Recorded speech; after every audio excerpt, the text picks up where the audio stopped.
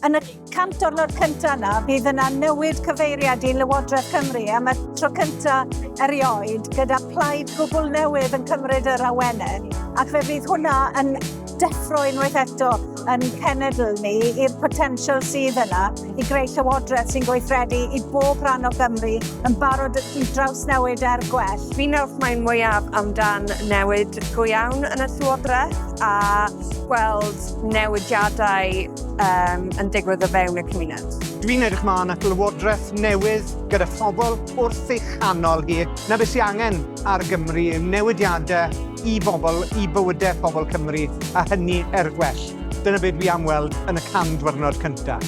O fewn cant diwrnod cyntaf Llywodraeth Cymru, dan arweiniad Plaid Cymru, dwi'n edrych mlaen am gyfleoedd i blant a phobl ifanc, taclo'r tlodi, a hefyd wrth gwrs bod addysg yn plant ni yn sylfaen ar gyfer y dyfodol i fi. Dwi jyst yn falch bydd newid dros y gwlad.